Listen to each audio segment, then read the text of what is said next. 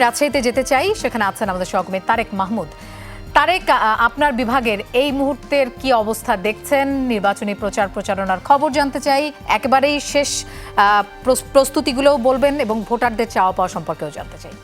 আমি রাজশাহী সদরে যে দুই আসনটি রয়েছে সেখানে রয়েছে এখন পর্যন্ত কোনো ক্যান্ডিডেট কিন্তু প্রচারণায় নামেনি। তবে উপজেলা পর্যায়ের যে ক্যান্ডিডেটগুলো রয়েছে রাজশাহীর যে 1, 3, 4, 5, 6 এবং অন্য 4 সেই প্রার্থীগুলো ধানের শীষের প্রার্থী এবং দাঁড়িপাল্লার যে জামাতের প্রার্থীগুলো রয়েছে অন্য সকল প্রার্থীরাই কিন্তু সকাল থেকে প্রচারণা শুরু করেছে। এবং এখন পর্যন্ত আমি গত কয়েকদিন থেকে রাজশাহীর যে সবগুলো আসন এই আসনগুলোতে ঘুরেছি প্রার্থীদের সাথে এবং যারা সাধারণ ভোটার রয়েছে তৃণমূলের তাদের সাথে কথা বলেছি।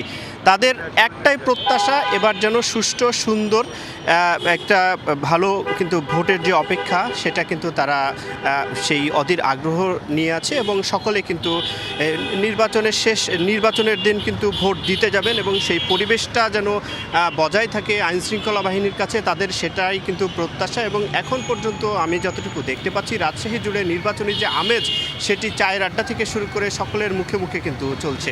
লোপা একেবারেই জমে উঠেছে নির্বাচন নিয়ে সব আলাপ আলোচনা। ধন্যবাদ তারেক আমাদের সাথে যোগ দেবার জন্য।